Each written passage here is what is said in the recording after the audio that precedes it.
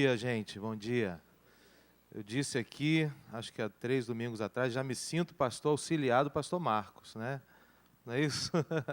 Então, aqui estou eu de novo, com muita alegria. Bom estar com os irmãos. Pedir desculpa pelo meu atraso, mas há 1 ano e meio atrás, mais ou menos, a Ana Flávia e eu precisamos fazer alguns ajustes na nossa vida. E um deles foi que eu precisava deixar... Eu sempre fui um pastor Vocês sabem o que é um pastor bivocacionado. Calma, gente. O pessoal já, né? Eu sempre fui um pastor bivocacionado. E aí a gente precisou fazer alguns ajustes. E um deles foi eu deixar uma outra função que eu tinha. E isso implicou em nós diminuirmos o nosso orçamento. Então, eu precisei comprar um carro mais velho, porque o IPVA é mais barato. Mas eu acho que ele está sentindo a idade dele, do carro, e hoje nos deixou aí sem poder vir. Eu precisei me refazer, liguei para um colega, aí me atrasei um pouco, vim com o carro do colega que me emprestou o carro dele. E vamos ver, segunda-feira a gente conserta o meu poçante, que onde eu paro, ele faz uma poça de óleo, né? Ele está velhinho, 2004. Bom, irmãos, alegria estar com os irmãos. Eu quero ler a palavra de Deus em Filipenses, capítulo 1, versículo 6. Eu quero ler esse texto com os irmãos e daqui eu quero fazer, como bom batista, apenas 3 considerações, né? Um sermão bem estilo do batista, mas talvez essa seja uma maneira que a homilética batista encontrou da gente fixar princípios aqui. Filipenses capítulo 1, versículo 6, eu só vou ler ele e dele eu quero fazer 3 considerações que eu acho importante aqui. Hoje está me acompanhando a Ana Flávia, que está aqui, né, amor? Acho que ela, de todos os anos, é a primeira vez que... E o Theo está ali, o meu filho também. Theo nasceu no período que eu fazia teologia, então ele é o Theo. Né, o Tiago Lincoln, Theo Lincoln. A Iane esteve aqui comigo e a Luma está lá em cima na salinha das crianças. Ana Flávia, além de bonita, é muito inteligente, porque dentre todos os moços que eram candidatos, ela me escolheu, não é isso? Então, além de bonita, muito inteligente. Há 27 anos atrás, né, amor? Já se vão 27 anos, graças a Deus. Se Deus permitir, esse ano nós completamos 20 anos de casados. Uma vida de muita satisfação em Deus e um casamento muito abençoado, graças a Jesus. Bom, vou ler o texto aqui. Diz assim o texto de Filipenses, capítulo 1, versículo 6. Estou plenamente certo de que aquele que começou a boa obra em vós há de completá-la até o dia de Cristo Jesus. A gente pode repetir esse texto junto, cada um na sua versão. Eu não sei qual que você está usando aí. Vamos juntos? Estou... A boa obra de Cristo Jesus. A NVI diz assim: estou convencido de que aquele que começou a boa obra em vocês vai completá-la até o dia de Cristo Jesus. Não sei se alguns aqui sabem, mas eu sou filho de pastor, e neto de pastor, e bisneto de pastor, né? E algo que eu, durante algum tempo na minha adolescência e juventude, eu acabei rejeitando, e eu vivi um período de me debater muito com essa situação. Morava numa cidade do interior, 50 mil habitantes, e havia sempre aquele estereótipo, né, que era lançado, e eu sentia, como adolescente, como criança, toda aquela pressão que o pastor sofria, também em cima do filho do pastor. Então, em um determinado momento, eu comecei a me debater com isso, e eu não aceitava isso, né, como se eu pudesse mudar isso. Tem coisas na vida que a gente escolhe, tem coisas na vida que a gente não escolhe. Você não escolhe aonde você nasce. Você não escolhe o país que você nasce. Você não escolhe os seus pais, né? Você não escolhe a cor do seu cabelo, o jeito você não escolhe a cor da sua pele. Tem coisas na vida que a gente escolhe, depois a gente toma decisões, mas tem coisas que não. Então, naquele momento, talvez, de imaturidade, da adolescência, do menino, eu tentava negar isso um pouco. E foi um momento de muita dor para mim, para os meus pais. Mas um dia, né, eu também me encontrei com Cristo. É impressionante que já faz tantos anos, mas até hoje é forte. Eu não sei se você teve um encontro com a graça de Jesus, né? Eu tinha 17 anos quando isso aconteceu. E até hoje, irmãos, é forte, porque é um momento de você aceitar o fato de que você é aceito como você é. Isso é um encontro com a graça de Cristo. É um momento que você se depara com um Deus que te ama apesar de. Então, no momento da vida em que talvez eu estivesse fazendo tudo que eu podia fazer para ser odiado, tudo que eu pudesse fazer para ser expulso de onde eu estivesse, de repente, Deus vem e te encontra. Te encontra com aquele amor, com aquela graça, e você entende isso, o fato do favor imerecido de Deus. Essa comunidade aqui em Filipos, o apóstolo Paulo, e isso se tornou palavra de Deus para nós, estava dizendo a essa comunidade que eles não tinham um berço cristão, eles não tinham um berço, no caso aqui, judaico, porque o judaísmo foi a cama onde o cristianismo chegou e deitou. Então, por exemplo, você vê a igreja de Jerusalém, como ela caminhava, é completamente diferente do contexto de Filipos, de Colossos, de Éfeso. Por quê? Porque lá em Jerusalém, o berço judaico preparou para a chegada do cristianismo. Algumas igrejas, inclusive, batistas, elas hoje, às vezes, são mais judaizantes do que cristãs. Isso, às vezes, acontece, né? Mas nós somos a igreja que Jesus instituiu e Ele é o cabeça a partir da chegada dele. Paulo está escrevendo para um contexto onde não tinha esse berço, onde as pessoas eram completamente pagãs, a mente pagã. Como é a mente pagã? A mente pagã, ela está pensando o tempo todo, o que eu preciso fazer para apaziguar o Deus, o poder superior, para então ele sorrir sobre a minha vida. Ele tem muita dificuldade, a mente pagã, em entender a situação em que Deus se aproxima, que é um movimento dele, que ele se fez homem, que é o Emanuel, Deus conosco, que ele é vida jorrando na nossa vida. Ele tem muita dificuldade com isso, porque ele está querendo olhar, né, algumas vezes com superstições, algumas vezes o desejo de ser bom. Não, eu vou fazer o bem, porque quem faz o bem, colhe o bem. Né? Ele começa a sempre uma mente de o que eu tenho que fazer. E o apóstolo Paulo está aqui respondendo a essa comunidade, e ele está preocupado em deixar claro para eles o Deus que se revelou em Cristo e a respeito de uma obra que é feita na vida de cada um.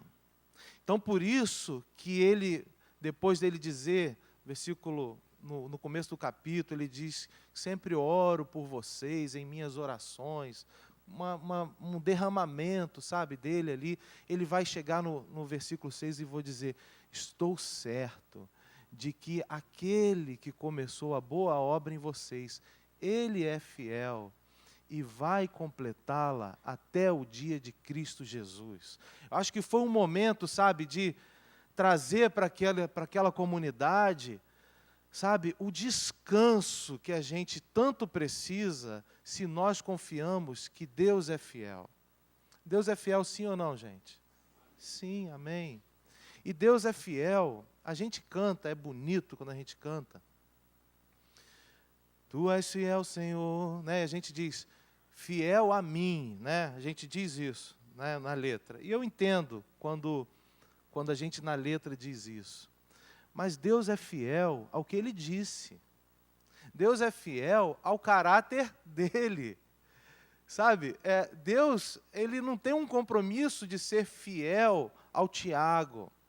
É o Tiago que se une a Ele, conhece o caráter dEle, e uma vez que está unido a Ele, percebe que Ele continua fiel, porque vamos ser honestos.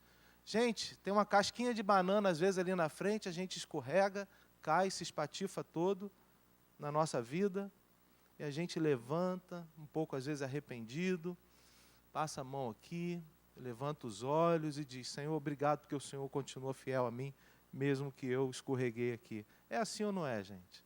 É assim na minha vida também. Nós temos um problema, que é um problema da nossa carne. Ela não melhora nunca e a gente vai sempre sendo assolados por ela. O apóstolo Paulo aqui estava dizendo sobre essa obra, sobre esse trabalho, sobre isso que Deus vai fazendo na nossa vida. E muita gente, muitos crentes, eles ficam só com aquilo que Deus fez por eles. Sabe o que Cristo fez por toda a humanidade? Ele morreu na cruz, por todo mundo. E muita gente aceita esse fato. Mas eles sempre vão ficar com o que Cristo fez por mim. Eles nunca vão viver o que Cristo fez em mim. E é sobre isso que o apóstolo Paulo está falando. Ele estava dizendo: olha, Deus é Deus que é fiel. E é Ele que começou algo em você. E se Ele começou algo em você, o nosso primeiro princípio aqui dessa manhã, é que é algo individual, é na sua vida, é pessoal, é intransferível.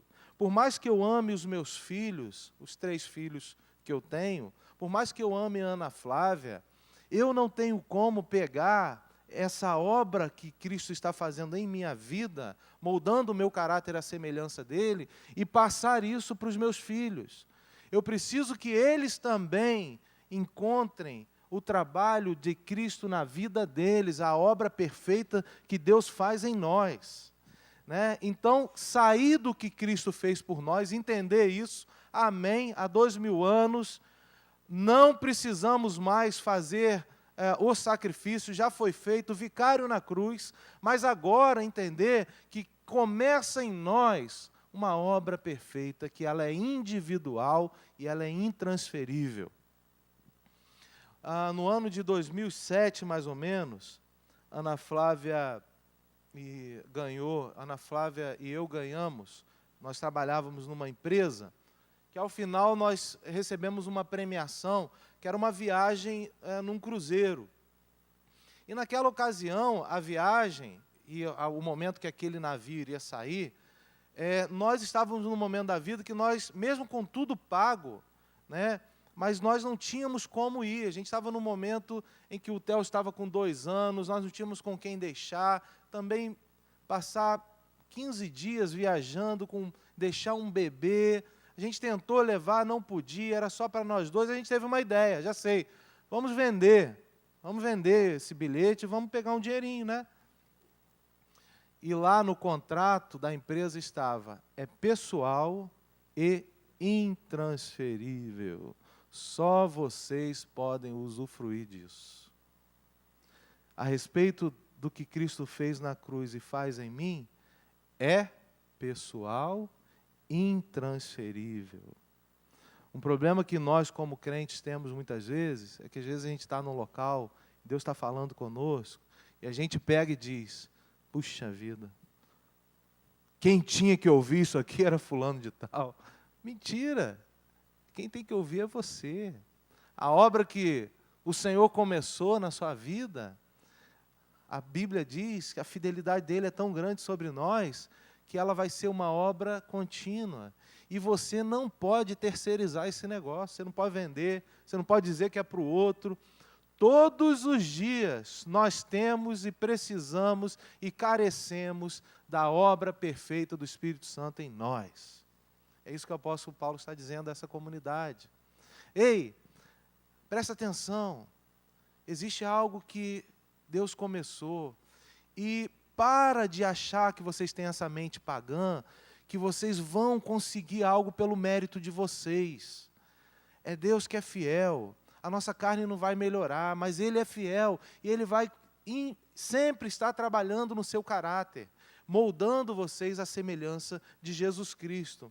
Então, é muito mais uma questão de nós sermos submissos, no sentido literal da palavra, de estarmos debaixo da missão de Deus, do que muitas vezes termos nós a nossa missão e querer convencer a Deus de se encaixar nela.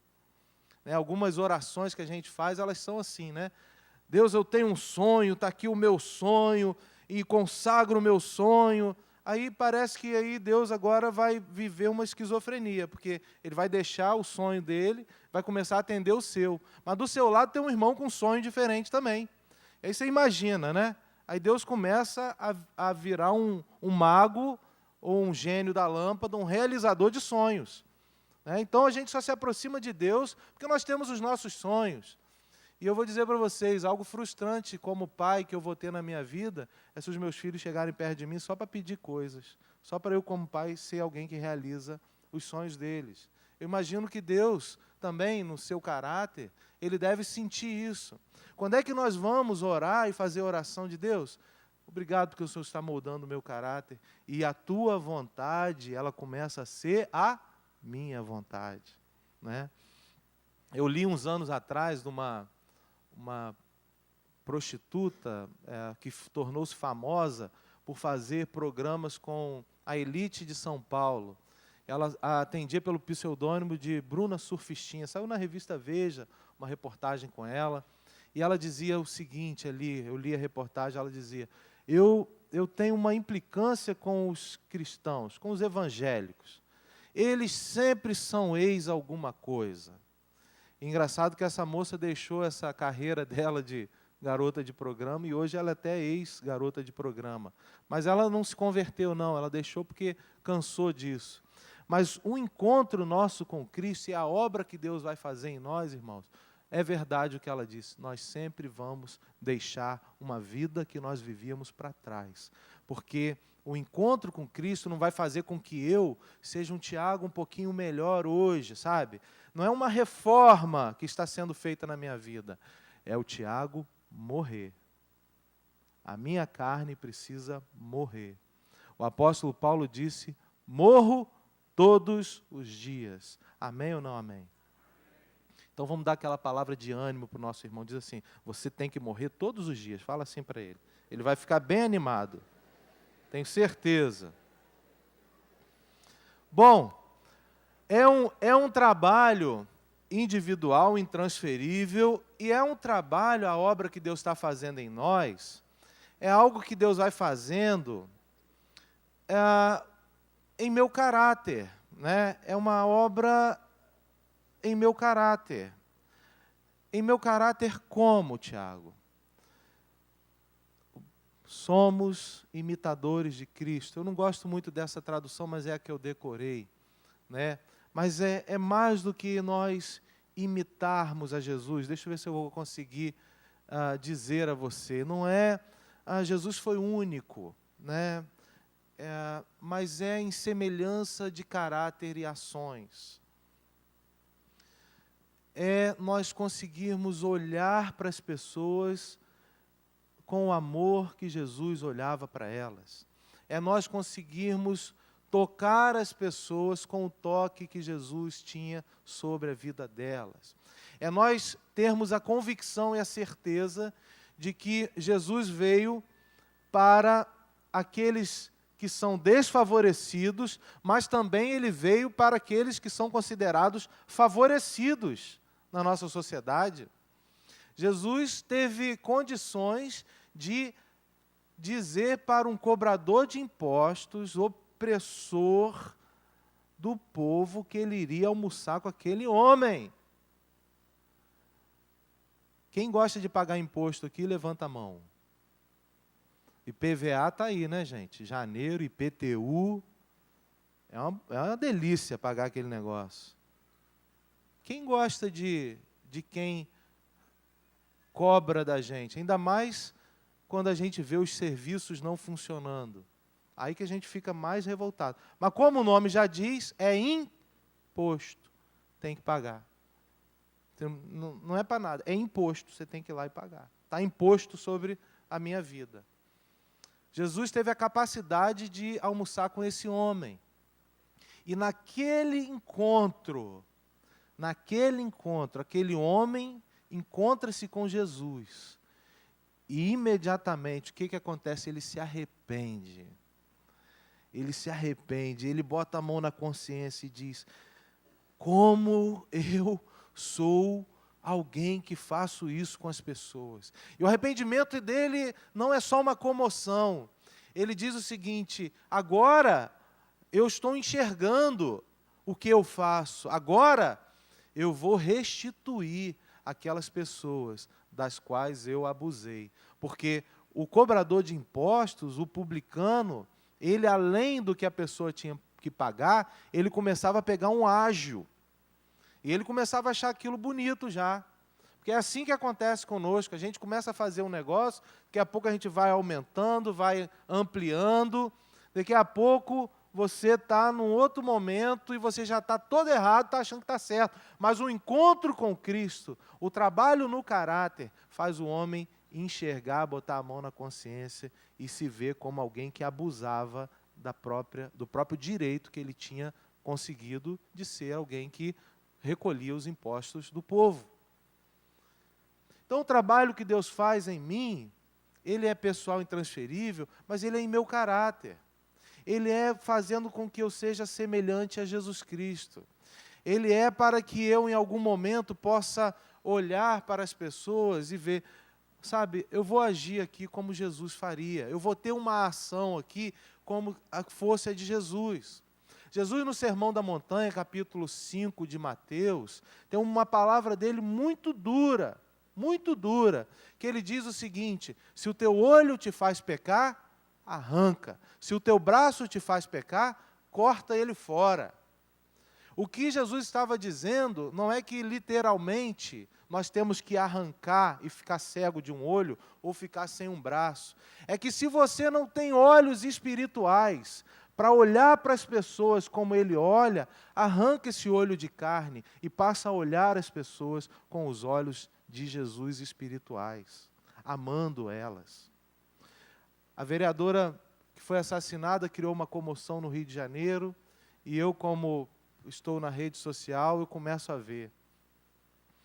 Parece que a gente não consegue olhar com os olhos de Jesus para essa situação. Parece que as acusações começam, ódio daqui, ódio de lá, e começa uma discussão, irmãos, se a gente está olhando assim de fora, completamente louca, algumas vezes partidária.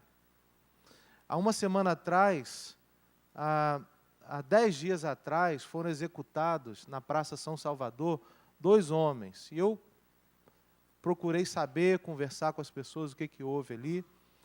E foram 2 homens que parece que tinham um serviço lá de tráfico de drogas.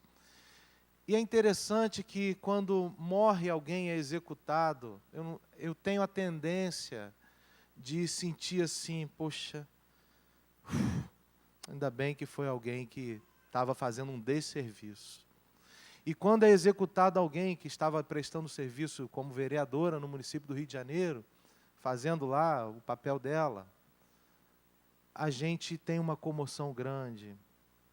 Sabe, se somos cristãos e se temos os olhos de Jesus espirituais, nós damos valor à vida.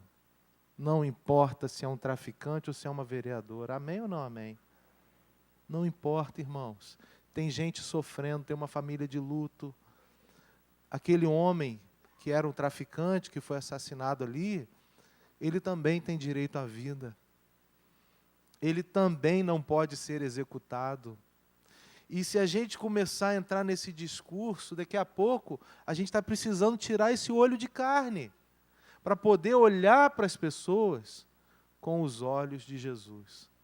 Tem traficante sendo recuperado em nome de Jesus, vocês sabem disso? Sabem disso? Tem vereadores que precisam e carecem da graça de Jesus, vocês sabem disso? Que estão, às vezes, no poder político e estão ali tentando fazer algo, mas eles também precisam ter o caráter deles à semelhança de Jesus. Não importa se ele ocupa uma posição pública que tem um destaque na nossa sociedade ou se ele é considerado o lixo da nossa sociedade. Jesus veio para todos.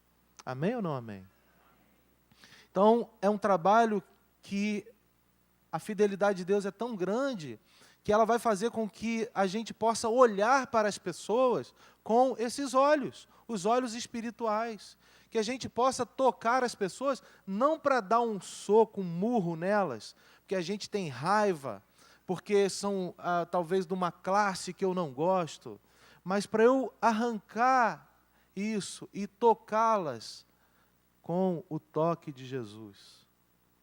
Eu acredito, irmãos, que mais do que nunca esse mundo está clamando, está gemendo com dores, que precisamos ser crentes que têm esses olhos e esse toque sobre a vida das pessoas. O ódio, a polarização, você não pode mais comentar. Eu tenho saudade daquele momento em que a gente, como bom brasileiro, sentava numa mesa e jogava a conversa fora. Sabe como? A gente chegava assim e já fez isso? A gente se sente tão tranquilo, tão à vontade, que a gente joga a conversa fora. Aquilo ali não vai resolver nada, aquilo ali não vai mudar nada. Aquilo ali não precisa, sim, de um posicionamento político, entendeu? Eu estou ali conversando, eu estou ali sendo à vontade, estou ali pensando alto, verbalizando o que eu estou pensando e ouvindo, e a gente, hoje em dia, você fala um negócio, tem que ser politicamente correto e, bom, é como estamos.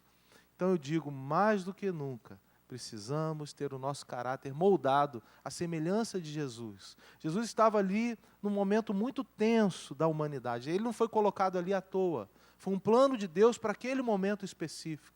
E Jesus caminhou muito no fio da navalha. Muito, sabe? Lidando com os líderes religiosos, com pessoas favorecidas, com pessoas desfavorecidas. E ele foi ali, mostrando como o Pai as ama. Mostrando que Jesus não faz discriminação de pessoas. E é assim que a igreja de Jesus precisa caminhar hoje, tendo o nosso caráter moldado à semelhança de Cristo. Então, é um trabalho que Cristo faz em nós, moldando o nosso caráter, é uma correção no meu caráter, e o terceiro e último ponto que eu vejo aqui, o apóstolo Paulo diz aqui nesse texto, eu tenho certeza, estou convencido, de que foi Deus que começou a boa obra na vida de vocês. E Deus é fiel. E aí termina o versículo 6 dizendo o quê? Você pode ler aí? O que diz? Deus é fiel e vai completar, aperfeiçoar até o dia de Cristo Jesus. A NVI vai dizer isso. Né? É algo que nós, enquanto vivermos, você nunca vai encontrar alguém aqui nesse mundo, de carne e osso, que ele não precisa todo dia, depender do que Deus está fazendo na vida dele. Todos os dias. O pastor Russell Shedd, um homem que eu admirei muito pela sua postura, um homem que, quando a gente ouvia ele, eu fui ouvi-lo talvez um ano antes dele ser levado aos céus, antes dele morrer, e parecia assim, que ele tinha estado com Jesus ali, ele estava falando aqui, sabe? Sabe como? Sabe pessoas assim que têm, parece que eles têm uma intimidade tão grande com Deus, e quando ele fala, a sensação que nós temos é essa. E ele começou aquele momento dizendo, irmãos, orem por mim. Irmãos, eu careço da graça de Deus. Irmãos, Deus, só na eternidade eu serei aperfeiçoado. Irmãos, eu tenho muito no meu caráter a ser um imitador de Cristo. Fiquei olhando aquilo, falei, meu Deus, um homem que já traduziu Bíblia, já, sabe, se dedica a isso. Mas o que o apóstolo Paulo estava falando era exatamente isso. É algo que nós temos que ter a plena certeza de que ele vai ser completado na eternidade, até o dia de Cristo Jesus. Enquanto a gente vive aqui, a gente vai ser assolado pela nossa carne, pelos problemas, por esse mundo hostil, o tempo todo. E nós precisamos ter essa convicção, porque essa convicção é a fé que temos, que mesmo no momento em que a gente, por alguma situação, numa esquina, a gente dobra, e aquilo não é legal, e vem o arrependimento, nós temos que ter certeza que é Deus que está fazendo isso, e Ele não terminou o trabalho em minha vida. Tenha paciência comigo, Deus está trabalhando a minha vida. Tenha paciência comigo. Deus está moldando o meu caráter. Tenha paciência comigo. A perfeição habita em mim, mas eu não sou perfeito. Tenha paciência comigo. Eu desejo muito, nas minhas ações, nos meus olhares, como eu falo, ser como Jesus. Mas algumas vezes eu não consigo. E eu sei que um dia eu vou habitar na eternidade, eu vou conhecer a perfeição plenamente, como também sou plenamente conhecido.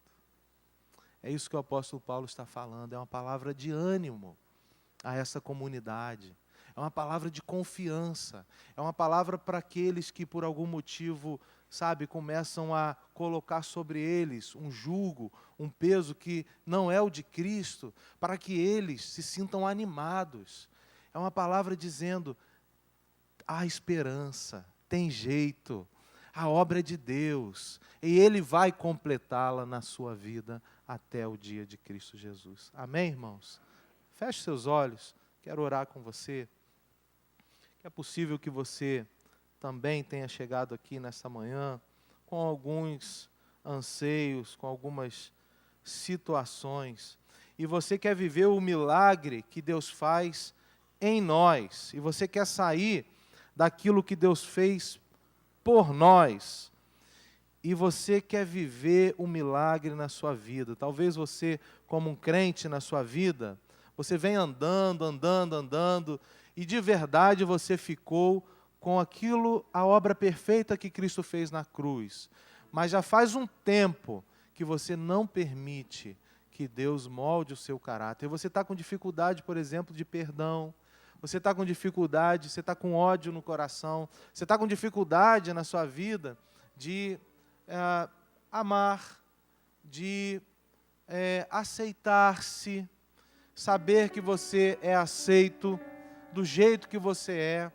E essa aceitação de ser aceito do jeito que você é a graça de Deus na sua vida, e é o fato que, assim e agora sim, a obra perfeita começa na sua vida. E pode ser que você chegou aqui assim. Eu queria que você confiasse nessa palavra. Creia que Deus começou algo na sua vida e que a fidelidade é dele. E que você vai sentir o descanso de Deus sobre a sua vida, moldando o seu caráter. Aprendam de mim, disse Jesus, que sou manso e humilde de espírito. Tomem sobre vós o meu jugo e aprendam de mim, porque o meu fardo é leve e o meu jugo é suave. Eu queria que você fizesse isso nessa manhã, pegasse essas palavras de Jesus e pegasse o fardo dele, que é leve, o jugo dele, que é suave, que é muito melhor do que qualquer outro, que é o de Jesus, e confiasse nele. Vamos ouvir uma canção.